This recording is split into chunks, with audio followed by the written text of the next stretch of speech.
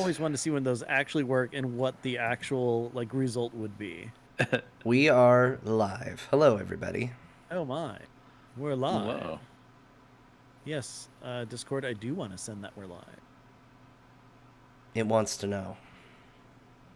Yeah, it's all like, are you sure you're telling a whole bunch of people something? Like, yeah, I know that's the We point. we believe in it. Which, by the way, I gotta say, those people at Discord were super like nice, like good customer service. Except for the fact that I waited over a weekend for something, but it's the weekend. I'm not gonna blame them. They got you all squared away. Kind of. Instead of Discord, I now have Discord Canary.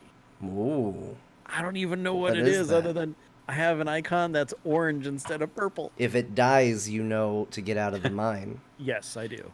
Actually, I know to run as fast as I can. And if anything gets in my way, Knock turn. it over. You don't This have isn't to be big fast. You just have to be faster. I guess that works.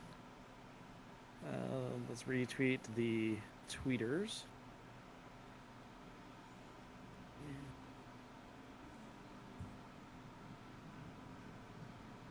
I almost replied to my tweet. I'm like, no, that's not how you do that. Hello, chat. Hi, everyone. I hope you all are well. Hey, Geodris. It's like, you're just maybe one octave above Eeyore right now. Okay. Hi, Chad. I guess I'll Probably say gonna rain. hello to everybody. I hope everyone's okay. Not that it really matters. I've never been okay. Nobody but wants Chad to is say okay. hello to me. Hello, folks. Not sure if we have any crossover, but Oh, there will be. We always end up crossing the stream somewhere. It's true. Aloha nerds. Oh, all this aloha. When are you guys in Hawaii? no. Oh. No, I don't know why they're all alohaing. Maybe your fan base is in Hawaii. You know what? Some of them, I'm sure there are. But yeah, in fact, the first Aloha came from New Jersey. That's almost as far away as you can Hawaii adjacent New Jersey. Hey, aloha. get. No, Wicked, we're not going to touch wieners. All the making out is pre-show. How are you a mod? Mod yourself. I don't know. Should I take it away? I mean, she's getting a little randy. Well, hey, we should probably start the show. Yeah. Mainly so that we can end it so that you can go to sleep. Not that I have any ulterior motives, but yes, that's That's all exactly the plan. It's all right. Aloha, Scott. Brian. Aloha. I see what you're doing there. Yep, got it. All right. So, John, are you ready for the actual show? I'm ready for the actual show. Shoeboots, are you ready for the actual show? Born ready. All right. Perfect. Well, in that case, see, I put the space there so that I can easily cut, as opposed to being all like, Yeah, I'm but now you gotta put another boom, space jump right in into there. it. Yeah, I know. Yeah, you've sabotaged yourself. I did. Why did I do that? Welcome to Azeroth Roundtable, episode 298. My name is Ben Bumhofer. It's Friday night. It is the Friday before the patch. And with me, almost as always, is John Jagger. How's it going, John? Hello, Ben. Yeah, it's true. Oh. Hey, everybody. I made it 296 episodes straight. And then it all fell apart. But a huge thank you to Jason and Anthony and to you, Ben, for covering while I was out last week. As you can tell, I am 100% better. You sound great. It is all straight back to feeling perfect. Nothing lingering over on this side. I am the very picture and epitome of health. Yes, and apparently you've gone through puberty since your voice is so much lower than... I know, if I try to say anything high-pitched, it just breaks. That's great. Well, John, last week you weren't here. I'm happy that you're back, and you are feeling at least a little bit better. But I would very much like to welcome to the round table, for the first time ever, Shoeboots, welcome to the show. Hey, thanks for having me, Ben. And John, I'm really sorry. 296 is a really tough time to bow out of a streak. You're Yeah. so close to 300. Yeah. Couldn't do it. Couldn't be done. Yeah, it was like this close. He just right there, and it's one of those things. Well, actually, you know what? You need to ask him about all the Final Fantasy games that he's played and how far he's gotten on those. Oh, are we talking like classic, like Super Nintendo type stuff, or? I've never beaten a Final Fantasy, despite having played every single one. Really? I almost always cave right near the very end. My best Final Fantasy memory is when I was in, I think, about grade 7. This will reveal that I'm 38. But when I was in grade 7. Oh, really? Cool, man. Yeah. All right. So once summer day, my buddy calls me and he's like, "What do you want? What are you doing today?" I don't know. What are you doing? It's like, "Well, I'm going to play Final Fantasy 2 start to back, and I'll bet I can do it faster than you can." And I was like, "Oh, you're on, buddy." So I hung up the phone and just had the most amazing run of Final Fantasy 2 that I'd ever had in my life. I can't remember what the time was, 7 hours, 8 hours. I called him. I'm like, "Done, nailed it." And he's like, "What are you talking about?" I was like, "The Final Fantasy 2 race." And he's like, "Oh, I stopped doing that like 20 minutes in." So So yeah, I didn't want to even wait till Cecil became a paladin. Screw that. yeah.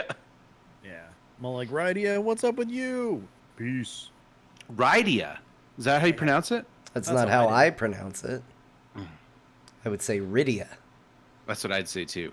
But I mean, But hey, I'm not saying who's right or wrong, but I won't say that Two to either. one. I'll just say one of us is wrong. Well, look, it's just one of those cases of, potato peridia. So that's how that goes. But anyways, we're not here to talk about Final Fantasy, even though apparently there's a drinking game of if I mention Final Fantasy 11. I'm looking at you. Was that like a pause for a drink? It really was. Oh, okay. So, I guess I should probably drink too. Hold on. well, I'm interested. I had a short Final Fantasy 11 career. I won't go into it now because that's not why we're here. But I'm interested to hear about it at some point. Let's just put it this way: I was a Taru summoner who always had to heal because no one wanted a summoner. Anyways, that's the end of that story. Anyway, so World of Warcraft, though, that's a game. That's a game that we play, and like I mentioned, we've got a patch actually coming out on Tuesday. So here's the thing: anytime that there's a patch coming out, there is always a hit list, a bucket list, a thing that you need to do before the patch starts. And well, first of all, I'm wondering, granted you had no prep time whatsoever on this, but Shoeboots, is there anything that you're actually working on right now, or you're trying to accomplish before Tuesday hits? There are definitely things that I'm trying to accomplish, but my deadline got bumped back to January because I can still do them until season 2 starts. So, I guess one thing that I hope to do is I've been very busy with work and I've kind of fallen out of the Mythic Plus rotation. And apparently you need to do one this week to get an awesome prize for much less work on Tuesday, because Tuesday's going to reward you as if you worked harder because they're bumping up the rewards. But yeah, you get it. So, but I don't know. Great for a podcast. I actually don't know what that reward is. I just know that I need to to do it. If it makes you feel better, I'm in the exact same boat. In our FERT Discord, Ted Semi said, "Hey guys, make sure you do this and stuff because you get a thing." And I'm like, "That's awesome. I'm not going to read the article to find out what it is." That is great. I will probably not do that thing. Yeah, it's like I have a weekend of work in front of me. I'm not sure if I'm going to be able to get a chance, but I will fully intend to do it. But Titan Residium. Oh. Okay. I guess that's a new thing. It's probably some sort of currency thing to try to get other stuff. Oh, it might be. Is it the currency to buy your Azerite gear that's coming? I bet you that's it. I'm gonna say yes. You don't have to answer that, but I'm gonna say sure. I mean, John is our resident know-all of everything World of Warcraft when it comes to currencies and buying things. As is the chat room. Thank you, Sage Time. But yeah, so apparently Mythic Plus is on the docket now. John, are you actively working for anything before the deadline hits? No, my goal would have been to get exalted with everybody, and I did. They all really like me. So that was kind of my goal, kind of my quiet background goal of just like, Mhm. I don't ever want to be in that Warlords of Draenor boat again where the new expansion is looming and I never got flying or something like that. Yeah. Like, Hmm. I want to stay on top of that stuff. And so that's kind of been my big focus. Other than that, I've been just playing a hunter. Really? Yeah. Like a shooty shooty or a smacky smacky? A smacky smacky hunter. Turns out all it needed to get me on the hunter class was for it to least resemble the hunter class. And so I am a survival hunter because getting up in things' faces and hitting it is really cool and makes me feel really good about myself. But yeah, I've been having a good time. I think I'm up to 35 or something like that. And Okay. it's funny because Blizzard has been talking about in patch 8.1 spells being taken off the global cooldown. And one of the ones that I think got mentioned even at BlizzCon was they were taking Harpoon off for Survival Hunter. And it got like a big cheer. And people were going crazy for it. With their throat not breaking quite so much, but Oh no, there was like throat breaking. a consistent cheer. Like a woo. I didn't really get it. Now I totally get why that was a cool thing. Because what it is it's basically it's Sonya's spear from Heroes, but we'll Oh. say it's the reverse of Scorpion from Mortal Kombat. You throw a Come over spear there. and then you pull yourself to the target. The problem is it's on the global cooldown. So what happens is you see a creature walking, you shoot them with your spell, they start running at you, and you have to wait for the global cooldown before you harpoon to go in. Hmm. Oh So jeez. it really kind of feels very stilted and awkward. And like as soon as I saw it, I was like, oh, this is why people were upset about global cooldown stuff. I finally get it. So yeah, I have that to look forward to now as well. Okay. That's good. I mean, well, first of all, not that anybody cares, but yeah, I did the whole like exalted thing as well. I just wanted to make sure that I hit that beforehand. But for the raid team, we're trying to make sure that we kill Gahoon before the new raid comes out. That's just we want to keep our streak going from last expansion of sure it's only normal. We're super casual. We're still killing stuff before the new stuff is out, so we're happy about that. That's But cool. going back to global cooldown stuff though, Yeah. um, I'm trying to think about it, and I honestly don't know if there's anything that I really have an issue with something being on the global cooldown. Like, if anything, and this is very much a me problem and not everybody else, but like dropping a pet out on the global cooldown makes no sense to me. If I'm running around in raid and I realize my lucky pet isn't out, I shouldn't have to sacrifice casting a spell. It's your big thing, huh? It really is. Well, it's probably good that there isn't anything you can think of, because at least as far as what has been confirmed, they aren't doing anything for you. So, Oh, good. I I honestly the only class I've noticed anything on is when I play on my monk, because I was a Windwalker main from the beginning of Mists of Pandaria all the way up till the end of Legion. This has been the first time since I could play a monk that I haven't been, but I still, of course, play my monk as an alt. And so I don't know if you're talking about Zuen, like dropping Zuen. I think there's the only time that I ever noticed that there's global cooldowns is when I'm on my monk, and I'm like, oh yeah, that's a thing. But it's never really bothered me. It's just like, oh, I actually never really understood why everyone. I mean, ev- people on the internet love to get mad about things, I guess. But just like, Yeah. why are you so mad? Like, it's not like you're like we all have this. We all. It's not like anyone is at an advantage or disadvantage here. It's not like your specific warrior is getting global cooldowns. We're all Yeah. getting them. Like we adjust to a new playstyle every patch. I never really understood it, but from the way it looks like most of what they are removing has to do with movement abilities, which I guess makes a little bit of sense. If you're going to do a thing to reposition, it feels better to reposition and then start attacking rather than reposition and then go, all right, I'm gonna do something in a minute, and you're gonna see it. So it's a lot of things like charges, harpoons, the things where people will leap back and then dive in, lots of stuff like that. Okay. Now That's that fair. I think about it, yeah, I guess I've never really like chi torpedoed in to engage something, but I mean, I'm a healing monk, so it's not a huge issue for me. And by the way, the pet I'm talking about is just a battle pet. Oh, okay. So like I said, it's a very me problem. But yeah, I mean, usually if I'm engaging something, I'll just zoom in and then start punching and stuff. I've never really noticed the delay on that. But if it's something like of course, then again, I haven't really played my hunter John, you got me talking about hunters now. Haven't really played my warrior too much, but yeah, if I am charging in and then I just can't attack right away, I guess that kind of makes sense. It's almost like adding an opportunity attack in D&D into combat in WoW. Yeah. It's just like, oh, let's run past him, and then he gets a free hit. You're just getting in there and be like, hey, what's up? Smack. Before you get to do anything. So, but I guess it helps you build a little bit of rage if you're a warrior, at least. Yeah. Maybe? I don't know. I don't know. Optimism. I do think that like the goal of stopping people from making these crazy one-button macros is a worthwhile goal.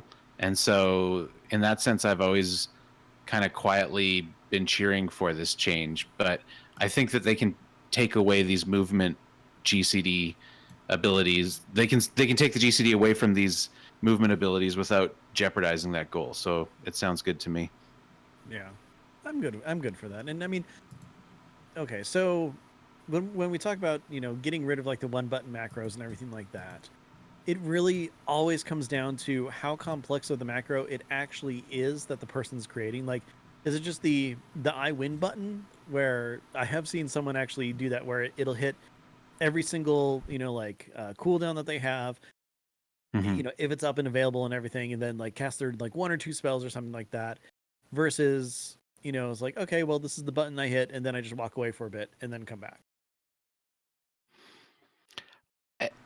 I've never really used one button macros, so I couldn't speak to specifics other than I've watched people like Swifty on Twitch just destroy people with one button macros. I don't know exactly what he's doing because I can't see his keyboard, but I've had people like link me these crazy macros and say, try this, and even like use this special add-on because your one macro doesn't have enough space for this crazy macro. So this add-on will actually combine two macros into one macro so that you have double the room that you'll need to type, because that's how many abilities are going to happen when you press that button. Like, which is that even playing a game at that point? Yeah, I know. I mean, there is the argument there. I mean, I know that to someone, that's what they want. They want everything, as simplistic as they possibly can and stuff. And in fact, our friend Kefis, he's someone who, heavily relies on macros for his gaming, but that's because he's legally blind. He uses a controller and has to set up like macro buttons and stuff on the controller. And for something like that, it totally makes sense. But yeah, just going in and having just like this huge whole string of stuff, I don't know. I don't really want to automate my game. I want to be able to make more decisions and like stop what I'm doing and change paths based on kind of what's going on. Yeah, I think you hit the nail on the head with the word automate. Like, I use a few macros, but I don't use them to automate. I use them to modify. Like a mouse over click or that sort of thing. The only time I'll ever automate anything is if I have an on-use trinket and I don't want to have to memorize any changes to my rotation. So I'll just macro it onto something else that I hit every 2 minutes. But that's about as far as I go. John, on-use trinkets, they're your favorite, aren't they? Yeah, I will remove optimization to avoid on-use. I don't like it. I always forget I have it. And then it's just It's just there. It's just a stat stick at that point. And it's like, okay. Exactly. I just don't ever remember them. I don't like thinking about them. They come in and they mess things up. It's like, oh, I can get 3,000 haste for 5 seconds. I don't need it. Yeah, what is that? Fine. They're like the Yoko Ono of your gear Yeah. Like, just wrecks it. Everything was fine before you dropped. They're probably making somebody happy, but overall, I just don't feel like the synergy is there that was there before. Yeah, just unused trinkets. I feel bad for them. It's like, look, I get that you have a purpose, and I get that there's people who are like way more into min maxing than I am, and you'll get plenty of use out of those things. But I just, unless it's something like really stupid, I don't do it. Like I think at one point there was a trinket that, it was the adopted puppy crate. It used to be a trinket as well or something, and you click it and it drops little puppies, and they just kind of walk around and do stuff. Right. And then I think they turned it into a toy, and I got a lot happier. It was better that way. Yeah. But yeah, I don't know. I mean, John, have you ever been like a big macro fan? No, I almost never do macros. If I do, it's usually just for keyboard shortcuts. I don't want to have to remember, like the taunt 2 for certain flying mounts, stuff like that. Yeah. You know, if you want to make your flying mount shoot its cannons or something like that, you can do it. So I'll make a little macro. Yeah. Yeah. Do a little macro for that. But no, I mean I like picking the buttons, and I like when I do it really well, and I'm extremely aware of the times where I do it really poorly. But you know, I've stepped away from so much of that stuff. I don't run recount anymore. I don't do any of that. I guess my DPS is probably okay, simply because I went and did one of those world bosses, and after it was dead, I got a whisper from someone, and they said, "Can I ask you some questions about your class?" And I was like, "Yeah, sure, go ahead." And they were like, "What is your rotation? Walk me through it." And like to this point, because again, I don't have recount, I'm doing what I think is right. I thought I did well that fight. It seemed to go okay. And but I don't know if they're about to say, "Well, let me tell you how to fix it." Right. Or, The ultimate burn and being set up. right. It's like I just want to know how not to play. That's my goal. So I sent it, and they said, "Oh, interesting. I'm gonna have to try that. Yeah, I'll give that a go. Thank you so much for the advice." I was like, "Well, I don't know if it's actually advice, but you know, I would think that I wouldn't be in that position if I wasn't popping up somewhere on a number sheet well." And you know, we've run some mythics recently, and you know, I did well enough in those, so I guess I'm doing okay. But my concern over it is more based on, am I accomplishing what I'm setting out to accomplish, and less, is this magical number hitting what I want it to be? Well, and a lot of that is actually just, philosophy behind gaming. Because, way back when you and I used to raid together, back on the other server, in the other guild and everything like that, we were very much into, who did better than the other, especially compared to the rest of the raid team.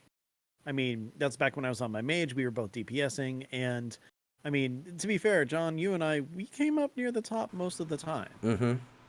And then there was like, and I don't know if it was exactly just the kind of casual flex mode shift once we started doing Siege of Orgrimmar or not, but around that time, like I still wanted to do well to help the team, but it wasn't even about like my numbers anymore at that point. Right.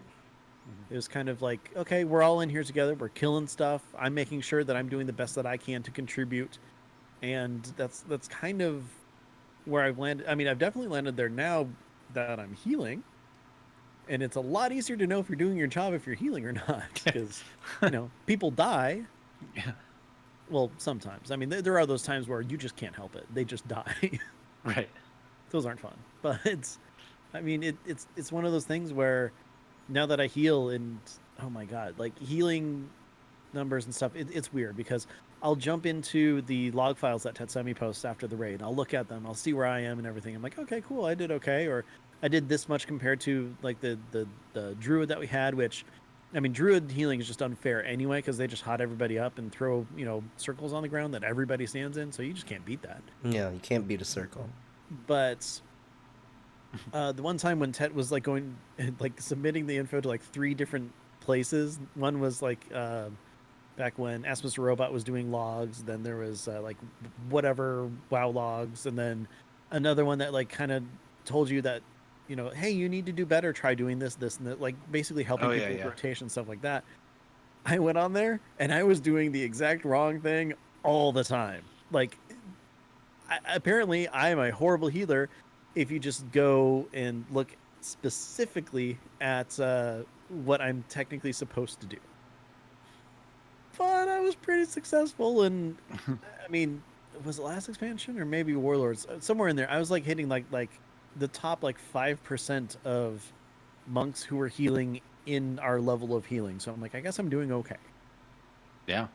It seems to me that as someone who's never healed almost at all, it seems to me that that'd be almost impossible to rank anyways. You know what I mean? Like DPS is relatively straightforward. It's damage output. I get it. But like healing has so much to do with like just being situationally aware. Part of the skill is probably making decisions when not to heal as much as to heal, right? Like I don't even know how you would even rate that. Yeah, I kind of feel like the metric is, did people die? Mhm. Should they That's have kind of died? what we've fallen back on. And I mean, it's funny though because we've got a priest in our group who like her healing numbers are kind of low compared to me and the druid. Again, druid different type of heals, me different type of heals, Right, and circles I mean stuff. we ask her to basically focus mostly on the tanks, and depending on how much they take, I mean her healing numbers are lower than ours, but everybody lives and everybody gets through it, and that's kind of what matters. Mhm. So, just different kind of philosophies. Maybe because we're getting older. I mean, Shoeboots, do you like min max? Is that still something that you're totally going for with like recount and everything? I still run recount and I check my logs definitely. We live log and pretty much immediately after a kill, I'll check my I'll check my logs. So um, I was a pretty. I've played WoW since I don't know 2005. So I tried to be a serious raider in Burning Crusade and Wrath. I was never like cutting edge, but that was always something that was important to me. And then, like many people our age, I sort of dialed it back as time went on and got more casual. And then I started running with a guy. Well, you probably know Sharku Oh from yeah. Convert to Raid. So he had started a very casual team. He was in the same boat. I think it was called the Ermagerd Offensive or something like that. Some team, Sounds about and right.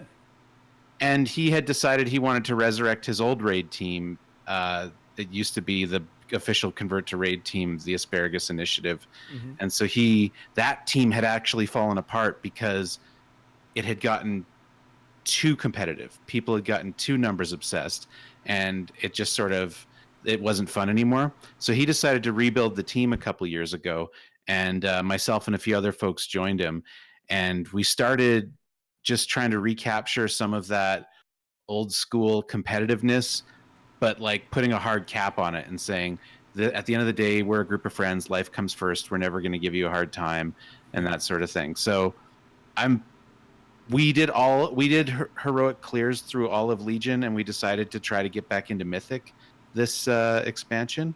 So we're slowly building up, and we're I think 2 out of 8 Mythic right now, and it's been Nice. really exciting. And it's not that like Mythic is great. Like when I'm a firm believer that no matter where you're at, as long as the goal is always the next boss. If whatever that is for you, that's great. And I could be just as happy doing normals as I could be doing mythic, so long as like we're getting that satisfying feeling of working on a problem and solving it. So, Yeah. Exactly. um, but that being said, we're doing mythic now, so things are getting a little competitive.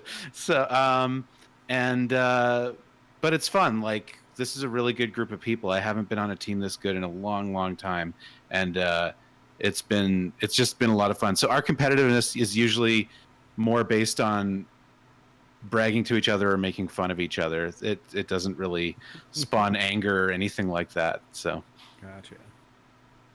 Okay. Oh, speaking of spawning anger, John, you'll be really happy to know that last night I very nearly killed Old Man Frank's kind of on accident. Well, not last night, Wednesday night. I think that's good. I think that's healthy for a raid team.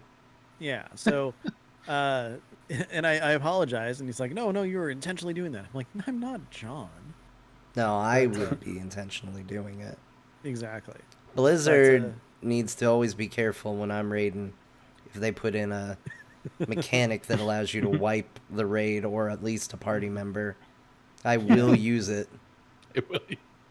Yeah, no, it was great. It was the first boss in Old Deer. So, John, there's this elevator that drops down, and there's this big mech kind of in the center. And during the fight, when like it's stage 2 or whatever, the mech's in the center. These bloods spawn, and there's the big coagulated ones that you need to kill. But then You there's know little I've raided this place with you, right? I don't remember when you show up. Anyways, so yeah, It's exposition for the audience. Oh, okay. Sorry. Continue. Yes. Okay, What so do these there's bloods this do? elevator, and the volatile ones, they make a beeline for someone. So it's after the elevator had hit the bottom, the mech was recharging whatever, and the volatile's coming right for me, and so I run to get out of the way away from it, and I just put the line right over Old Man Frank's, and the volatile just runs right into him, and I'm like, ooh. I'm like, oops, totally didn't mean that. But it was pretty funny. He didn't die, though, so that's a good thing. That's crazy. Next, you're going to tell me there's some sort of boss fight with laser grids and doors you have to move through. Well, Madness. here's the funny thing. So, okay, we're talking about mobility and everything like that. There's so many different classes in the game now, and each one kind of reacts and does things differently, and they all have their own separate abilities. Everybody knows that. So, our demon hunter, we were doing the mother fight. She's going around doing stuff and everything. We're attacking mother. Mother's kind of close to one of the energy walls or whatever, and so the demon hunter accidentally zipped into the next room and then ran back. So it's no. Oh God, Team 1, go now. Like we weren't ready for it, so we immediately just run right in. We killed that first ad, and then the other spawned, and we were able to. Well, okay, I didn't stop the debuff from happening because I had swapped the pin cushion versus the leg sweep on my bar. So Yeah. I'm like trying to do my spinny leg sweep to interrupt everything. I'm like, oh God, no! So that didn't work all that well, but we ended up killing the boss. So Nice. Congrats. yeah, I'm enjoying your monk terminology too. Your oh yeah, I know pin nothing. cushion and spinny leg thingy. Yeah. Mhm. Yeah. Oh yeah. It's Just pretty wait till I tell you about the well. There's the backflip. Everybody knows that. Right. But I got my Healy beam, and I got my pew pew that goes everywhere. Pew. I've got my heel dukin. Let's see what else is there. Yeah, basically, I know nothing of what things are called anymore, especially boss names. I don't know.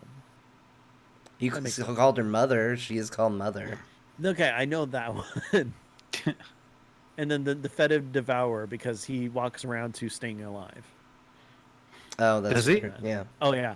Next time you see him, check that out. Okay. just you see him walking around, it's just ha ha ha ha, staying alive, staying alive, and seriously, just perfect beat to it and everything.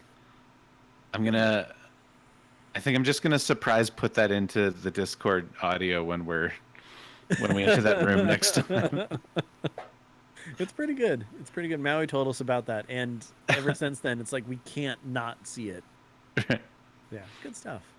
Good stuff. Oh, so I have been bad. I have not looked into anything that's coming in 8.1, other than I know that there's a new raid coming. Did you see the video for it?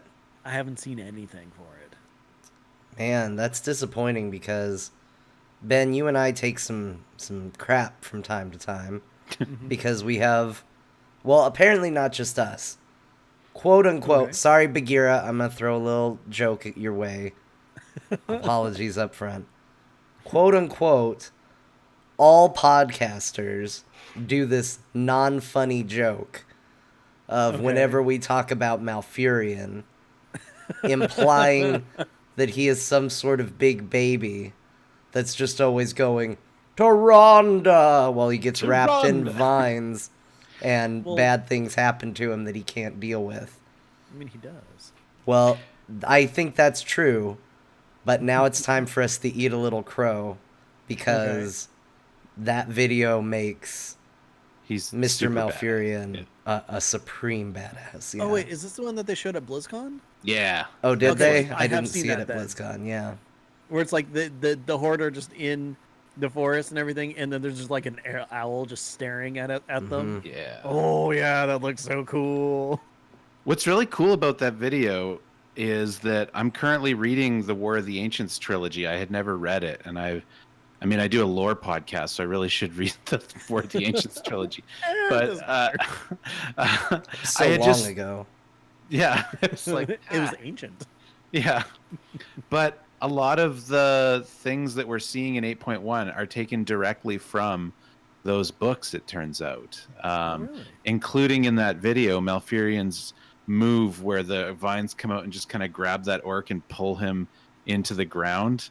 That's like a move that he does in one of the War of the Ancients books. And even the what's it called, the Night Warrior that Tyranda's going to ascend to become the Night Warrior in 8.1. I don't know how strict you guys are about spoilers. I don't even know if that's a spoiler. Go for it. Her eyes are going to change color. I thought that was just some new lore they made up for 8.1, and it was kind of cool. But it's actually discussed in detail in the War of the Ancients trilogy, which is like from, I don't know, 2001 or something like that. So this stuff's been sitting on the shelf for a long time. It's really cool that they're like, yoink, we're going to put that in the story. So it's like, oh, this is why night elves are badasses. Okay. Yeah. Well, that is one of the lessons of those books. And there's one YouTube content creator that makes a bunch of videos. And if I remember his name, I will say it. Shoot. About how Malfurion gets a bad rap, and he's actually a super badass. And in those books, he's a super badass. Like he's not the Malfurion we know today. So it's good to see him kind of coming back into his own. So, go with me on this. Are you kind of suggesting that Malfurion was just maybe still a little groggy from waking up from his nap? Yeah. I mean, when you nap for centuries at a time. Tyrande. Now we're 5 more minutes. now we're dealing with woke Malfurion. Yeah. Oh, I like that. I like that a lot. I mean, I will be the first to say he's legitimately cool in that. It does not change the fact that there was a period of time where someone threw a couple little branches around him and he was like, Tyrande, I can't resolve everything. I should be able to just turn into some sort of thing to get out of crowd control, but whatever. But yeah, he's looking cool. Tyranda's looking cool. Even though, as a horde, I can't like Tyrande. She's just unnecessarily hostile every time I talk to her. Well, you deserve it, you filthy hoardy. I know. I'm like, hey, Tyrande, do you want to go save your husband? I have no reason to trust you. Well, my suggestion was to go save your husband, but that's cool. Why don't you keep calling me names? And she's like, you will help my husband or I will kill you. That's what I wanted to do. Why are we... I'm excited to see. I actually haven't leveled a horde character through Legion yet, so I'm interested to see that. That should be good. It's okay. I will say though, I think that's still my favorite leveling zone, just because of the overall story and stuff. But I mean, she's seriously just a jerk. Well, you guys did kill her god in front of her, so maybe pick a better god next time. Yeah, true. I mean, if we could kill it, can't be that good, right? Well, he did come back. Yeah, it got better. Perfect. That's how that works. Also, yeah, actually, chat brings up Illidan. That's the other thing, is at the end of Legion, when you go around and give everybody Illidan's last message. Look, I get Illidan was straight up creeping on Tyrande pretty hardcore. Mm-hmm. I'm not saying she had to be, into it.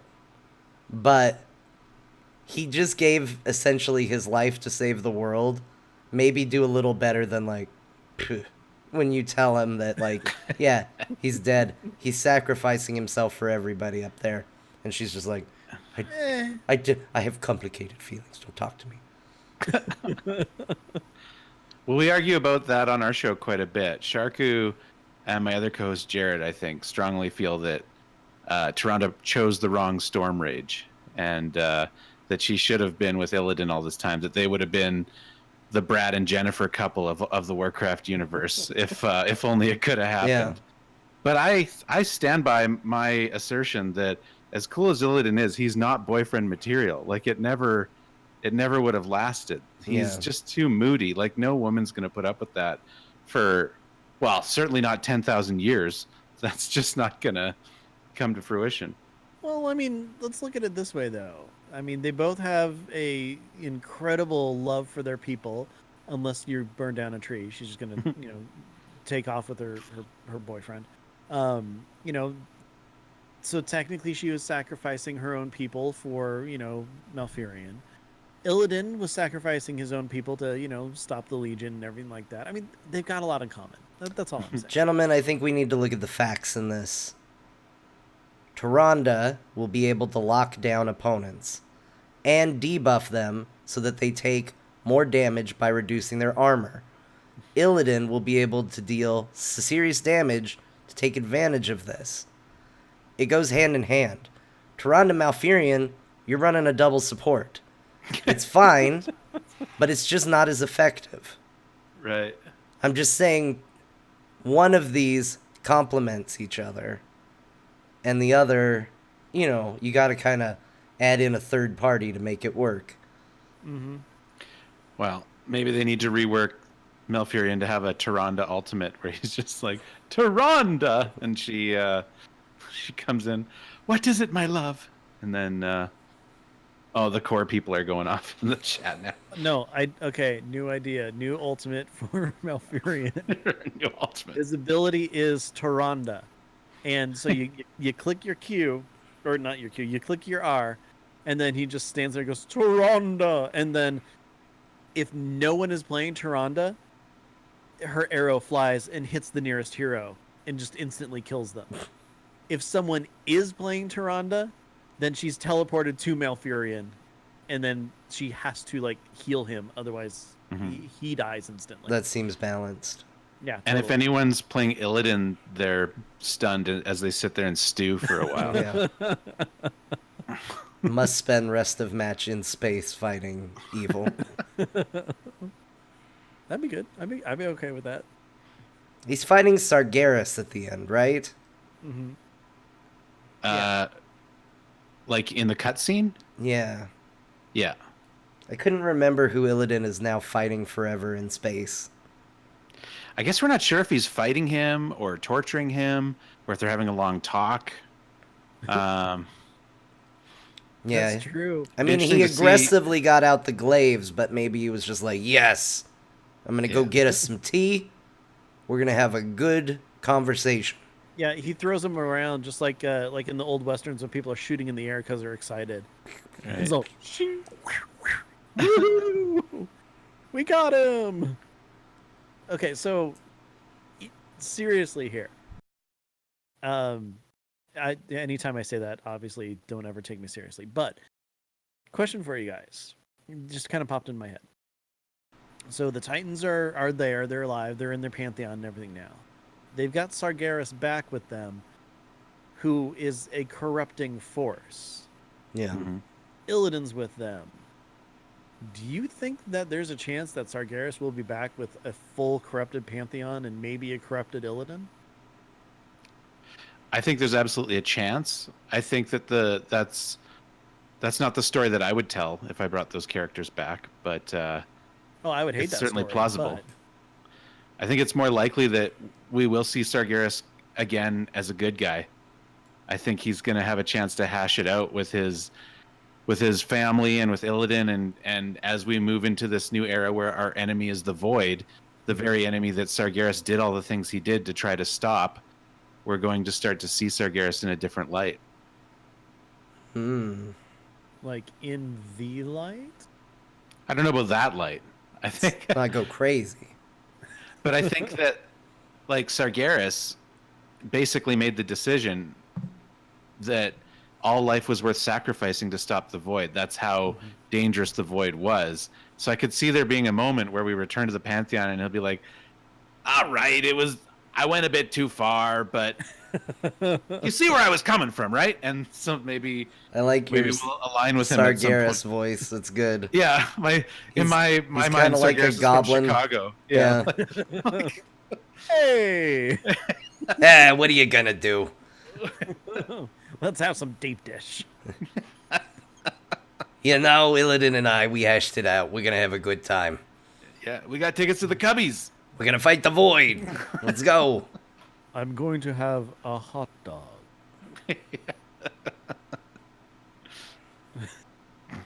And sorry, Rose, calling out Sargeras Pizza and Wings again. I think it every time. Yeah. Every time. Cannot take that name seriously, unfortunately. Yeah. But I mean, seeing an actual good Sargeras would be kind of cool. We did it with Illidan, right? He was a Yeah. villain and then he was a pal. So Well, I mean, to be fair, we just kind of misunderstood his intentions. yeah. Does he come back and take his sword back? He's like, I need this. Like kind of an awkward moment. Like, oh, I'm sorry about that. There's a I'll clean it cutscene. up. Yeah. He's like staying there, like sticking his foot, just kind of trying to pull it out of Azeroth. And he's like steps on a city when he's sorry. Oh geez, I'm making it worse now, aren't I? It's like, Instead of there's a big stab wound and a footprint now. Yeah. yeah. That's how the war will actually end. He'll just step on one of the continents. Yeah. Kalimdor is no more. Sargeras sunk it. Yeah. I'm interested- Alliance wins. What we don't know though is if Sargeras is dead. Like, my best understanding is that technically the rest of the Titans are dead. That was just their spirits, and that was supposedly why they're not planet-sized anymore. But now Sargeras, who was planet-sized, became people-sized in that cutscene. So I don't know if that means he's dead now, if they killed him, or it's really confusing. Well, they're Titans. What can he do, really? Of course, now I just picture him and Illidan being the only bodies up there. The rest of the Pantheon just like, ignore me, I'm not touching you, like poking like through them and everything. My mind's going to a weird place. I Yeah. don't know why. Hanging out with ghosts is weird.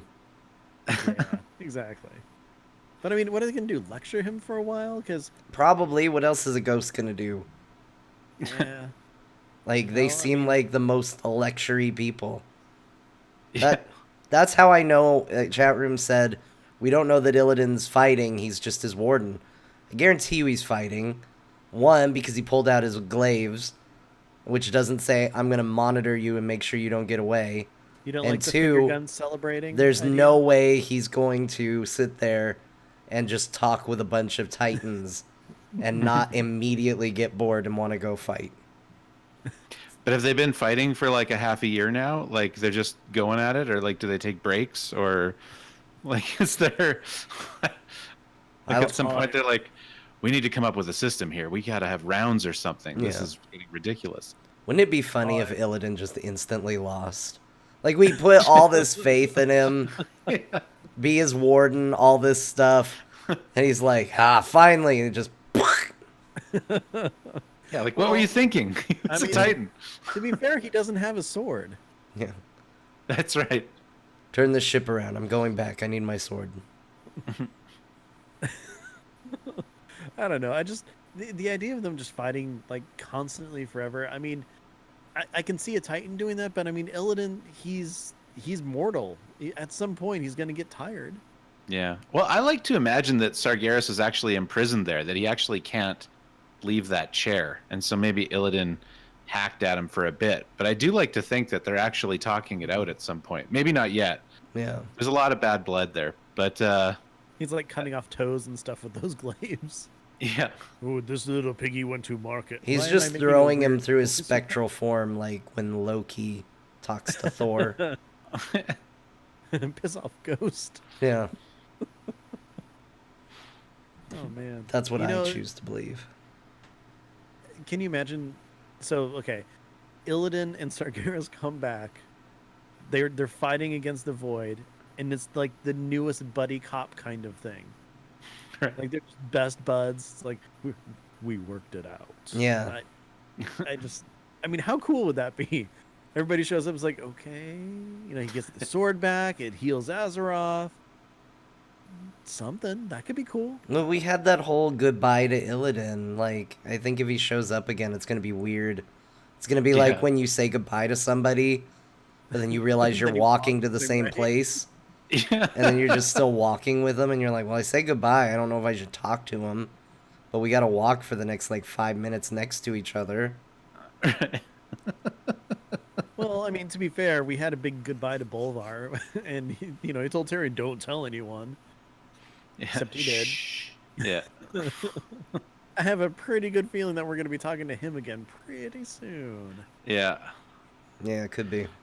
Well, I think at some point, it just seems to me that you're going to get bored eventually in that Pantheon room, right? Like they're all just sitting there. At some point, I mean, they've only got Like- so many stories to tell, right? yeah. Like, oh, have you seen Making a Murderer? Yes. Okay. Well, You He's know like- that documentary was very one-sided. I know, okay? I know, but it was still good. Illidan's Well- just there with his hand on his head.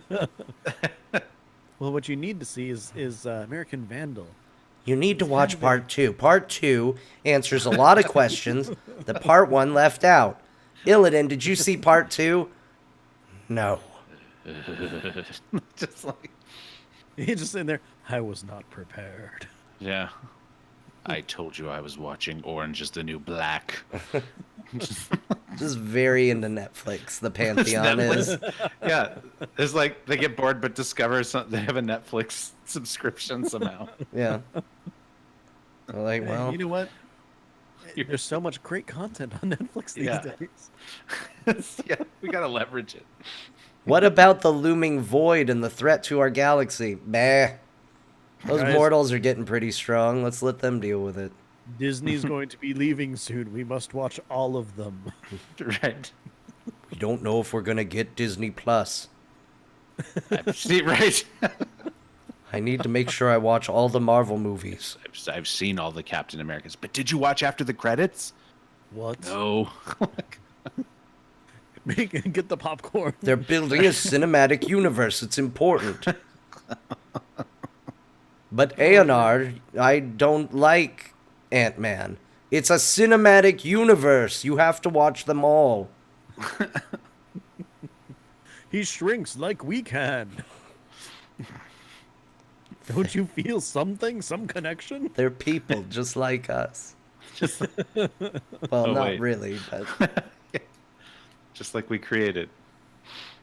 I really want to watch this now. Just have a cutscene of them floating in space with like a screen just watching something. Right. oh my man, gosh. there's the future of WoW content creation right there. It's like MST3K, but it's the Pantheon from World Pantheon. of Warcraft. Just And Illidan. watching Netflix, and Illidan, who just doesn't contribute much. Right. He just broods. But anytime he, like, an emo broody character shows up, he perks up a little bit. Yeah. Then someone always says, "Oh, look, it's the Illidan of the group." Or of the movie." I would watch this. I really would. Of course, then again, if you're just in that circle, the two people closest to the vastness of space, they've got the worst seats. Yeah. Always like turning to make sure that they catch to see what's going on. Like, just once, can we please just swap seats? No. This one has my butt imprint. That's all I can figure. But so, anyways, Pantheon aside, Yeah. Good thing we worked them out. yeah, I mean, we got to figure out what's going on in the unseen aspects of World of Warcraft. Like what's going on Argus right now? What I like about this episode is how prepared I feel now for 8.1. Okay, good point. Very good point. Well, I mean, it is a weird patch in that the bulk of the patch doesn't come out till January. So Yeah, that's true. They are doing a lot of gating. And I feel like Yeah. it's going to be another one of those. It's patch day, and I log in, and then I go, okay, crap. Well, I mean, the new Warfront is coming, right? I think that'll be live. So I'm kind of excited for that, just because I'm so bored with the current Warfront, and I only run it just for the 870 gear, and like so I do it once and then that's it. So having a different place to go is kind of cool. I play a night elf, so the heritage armor, is that in right away? No, Blood Elf, Blood Blood Elf. elf. I play a The elf. Blood Elf Heritage Armor is in, I believe, as Okay. well as the Dwarf. Class. There'll be some class changes, which you may or may not care about, depending on what class you play. Yeah, apparently nothing for me according to John, which is cool because I didn't look myself, so whatever. Yeah.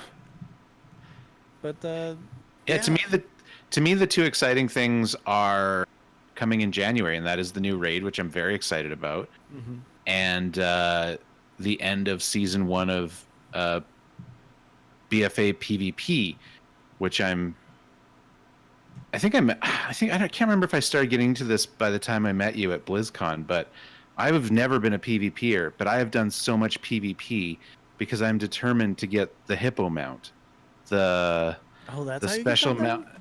Yeah, so I mean, the hippo mount, the only way you can get it is you got to fill up this progress bar by winning rated PvP from 0 to 100%, and it's account wide, so any of your characters can do it, but you can only contribute to it if you're participating in either Arena 2s, Arena 3s, or rated battlegrounds well at a rating of 1400 or higher.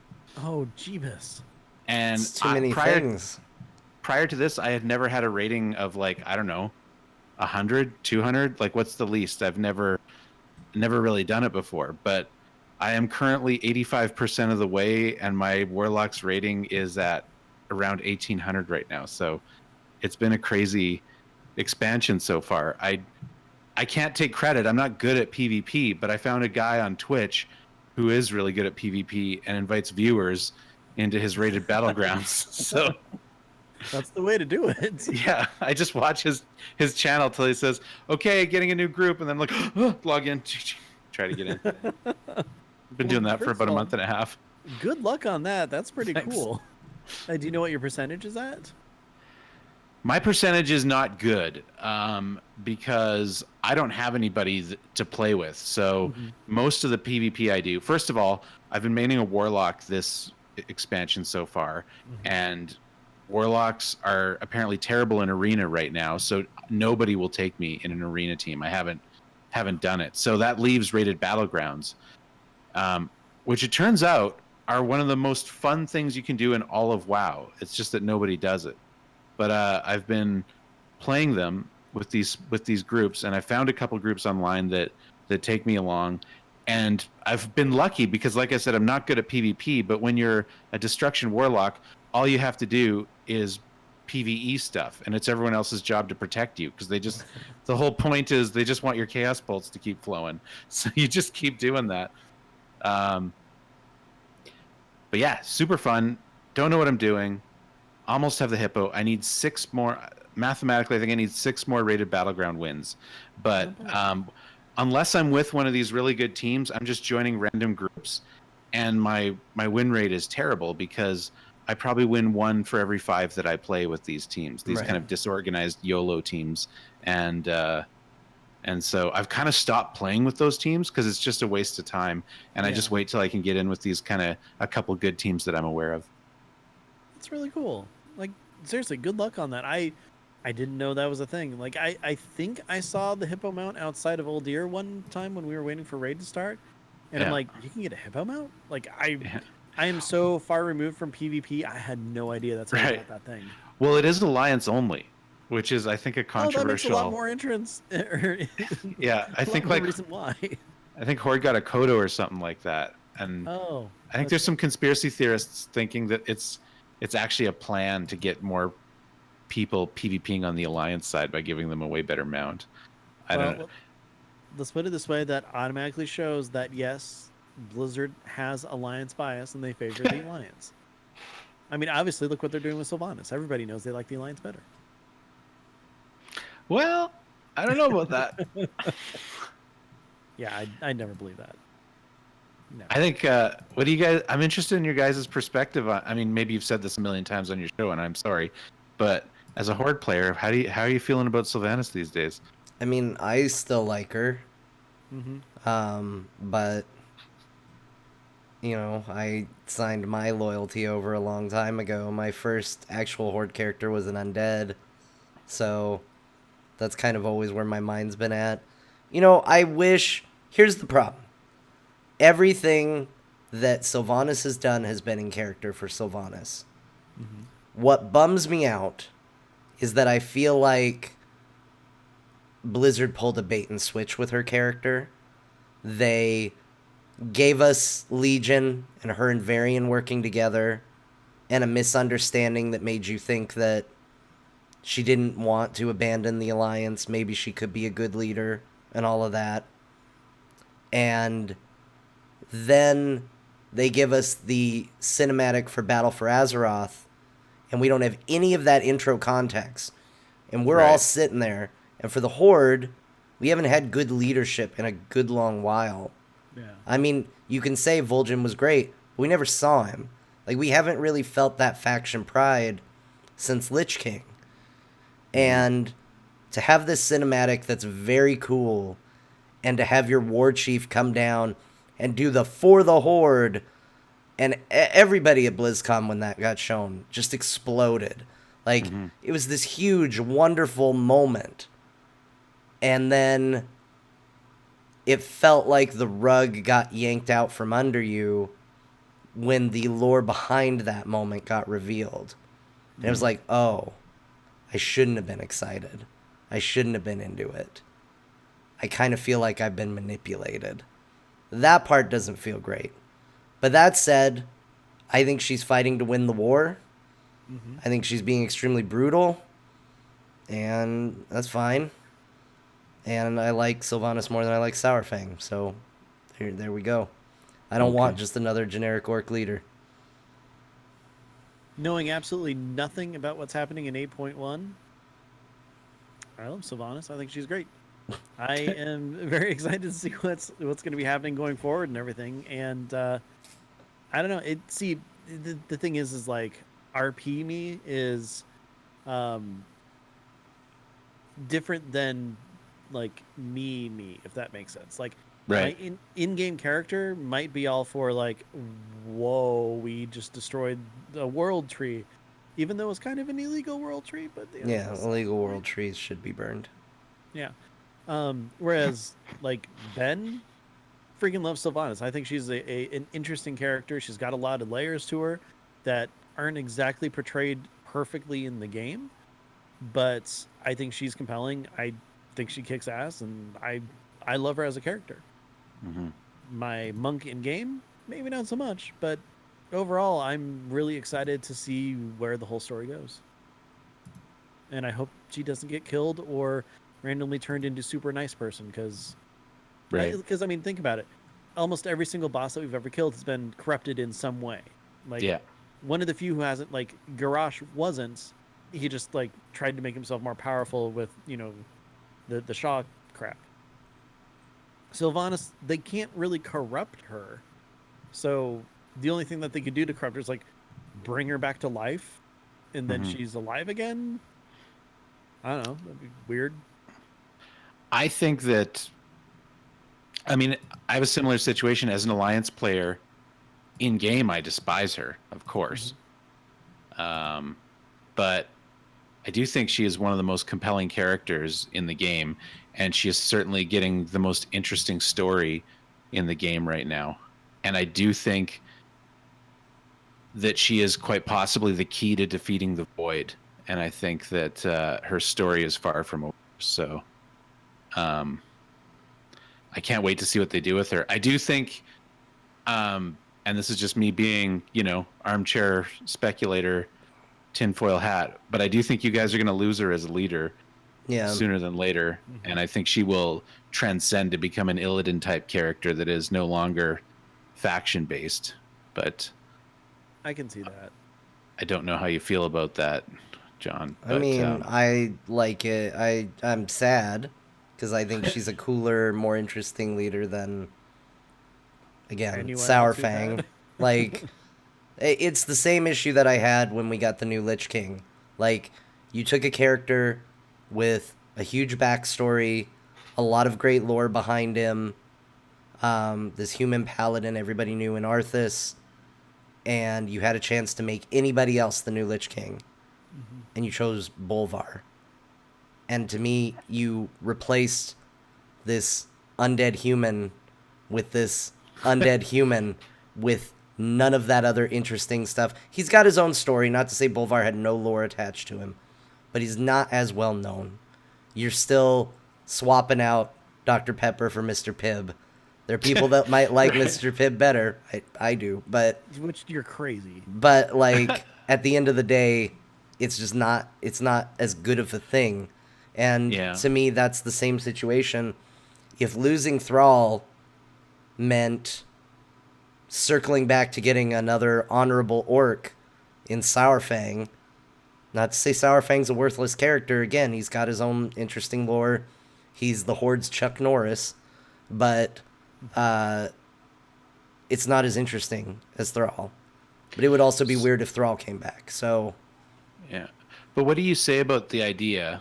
This is something that we talk about on our show a lot, about the idea that one of the interesting challenges of an MMO is finding characters that ride this balance of being interesting but stable. Like the idea of like Anduin's a good example. He's not that interesting of a character.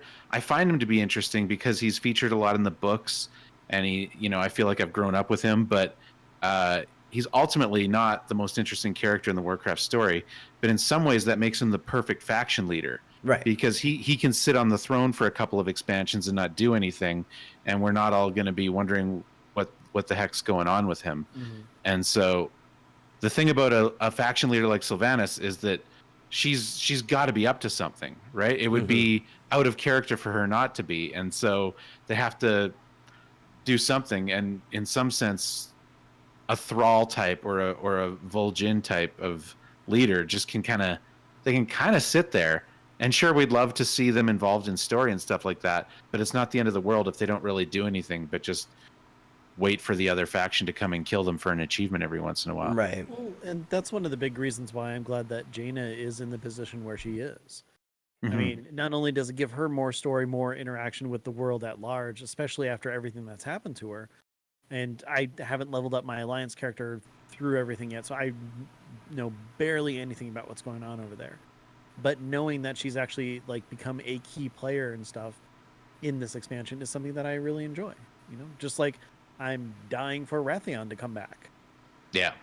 Who knows what's up with him? We don't, but hey, he's not a faction leader, so he doesn't need that time in the spotlight to, constantly be reminded of what he's doing. He could be doing anything right now, and it could be something mind-blowing and interesting because who knows? He's just been absent for a Right. while, and, our focus hasn't been on him.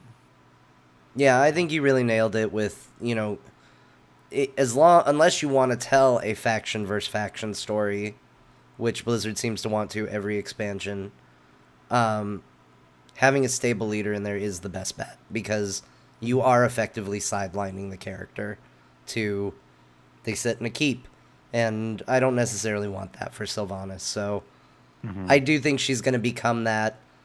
We turn our enemy against our enemy. Like, she's kind of that convenient ally at some point down the road. We have to go get her out of Banshee jail or whatever, or summon her spirit back into the world, because she's the only one who can stop the void.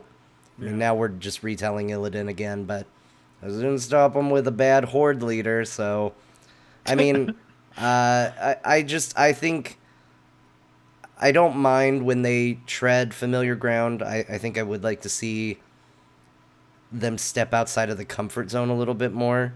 I think that the Magar orcs have a really cool intro, and I think part of what makes that intro really cool is it takes the notion of the light is always good and turns it on its head. And I would like to see them do that more often with their lore. Yeah. Very true. Well, Yeah, Oh, sorry. Go ahead. No. You trust me. Oh. You go ahead. I was just gonna say I'm excited to see it. I haven't I've read about what happens, but I haven't actually got to play through the Mega Orc stuff yet. So Yeah, I'm looking forward to it. it's pretty good. It is some of the best storytelling in Battle for Azeroth. And I mean, it's only like maybe what, John, a half hour, maybe an hour of content. But yeah, it's good stuff. I'm a little scared. Urel's one of my favorite characters, so I'm scared Well, about you should how be she's portrayed. very scared. She is a sacrificial lamb to an interesting story, and actually, it's funny. Ben and I were talking about that before we started the show tonight, and we both agreed, like, oh, that story's amazing and interesting, and then there's always that caveat at the end. Boy, I really wish they hadn't killed Urel to do this, and I don't mean like literally killed her. I just mean as somebody Character who, assassination. even on the Horde side, really liked Urel. I really wish we had kept that as a character we could interact with. And now we kind of have this completely different character that I don't like very much. Like I said, I haven't seen it yet, but I love her enough that I'm sure I'll find some way to rationalize that it was all. I don't think so. Okay, I'll get back to you guys when I finally see it. I mean, if you don't like the Horde, you could be like, no, they were wrong. The light is absolutely right all the time. They should have submitted. Well, let me ask you this, Shoeboots, are you your scars? I dabble in being my scars from time to time. You might have an issue. Okay. Well, with that, Shoeboots, it's been absolutely fantastic having you on the show. Thank you very much for joining us this week. Yeah, thanks for having me. This has been great. Appreciate it. So until next time, where can people find you? So I do a show with Sharku and another co-host, Jared, called Merely a Setback, and it's a lore podcast. So you can check us out, twitch.tv/setback podcast. We record live every Monday night, or find us on wherever you get your podcasts. We'd love it. Me personally, you can find me at the Shoeboots on Twitter. Email me theshoeboots@gmail.com. Or I've been lately getting into streaming, twitch.tv/shoeboots. All right. John, what about you? Where can people find you? If you want to find out more from me, follow me on Twitter at John_Jagger. I'll let you know where I will be and post it all there.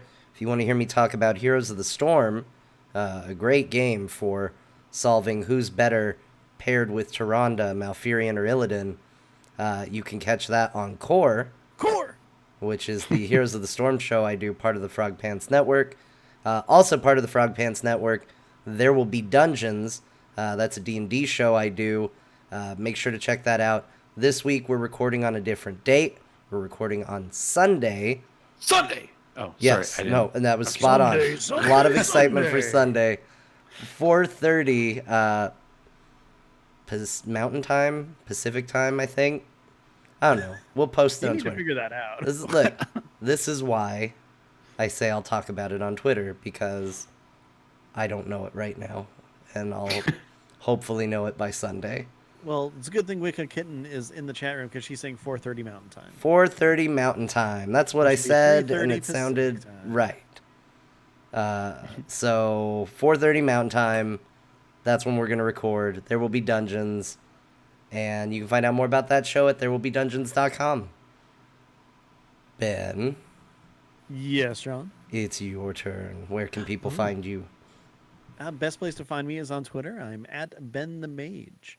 I do another little show with Aluja called Battle Pets, where we talk about battle pets in the Sunday. No, not on Sunday though. Oh.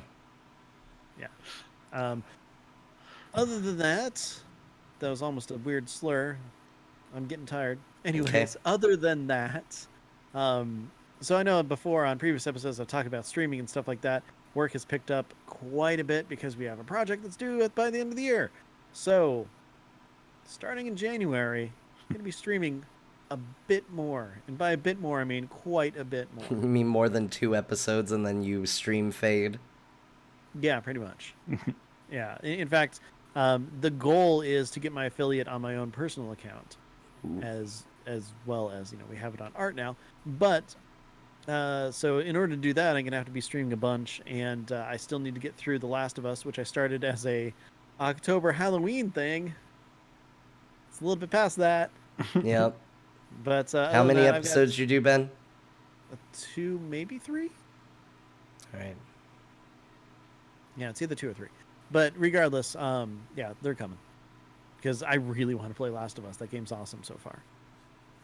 But other than that, this show, Azeroth Roundtable, you can find us on Twitter. We are at AzerothRT. If you have any questions, comments, want to tell us how cool you think a woke Malfurion would be, you can send those to AzerothRoundtable@gmail.com. And of course, we do stream this live most Friday nights at currently 7 p.m. Pacific. Next week, however, we're going to be streaming it Saturday night at 7 p.m. Pacific because there's something going on Friday night that John has to do. Yep. Work because of that, obligations. Yep, and because of that, I'm going to go see Into the Spider-Verse instead. So, anyways, see. Other than that, you can check us out on Discord. You can find a link to that on AzerothRoundtable.com, where we have all of our episodes as well. And hey, everybody, this show is made possible by your support. I want to send a thank you to everybody who has gone to patreon.com/AzerothRT and helped us out. A big thank you to our newest patrons, Caleb M. and One Pace. And as always, we want to give a thank you to the Murloc Club. That's Aaron Somdi, Haster, Jesse O, and Caleb M.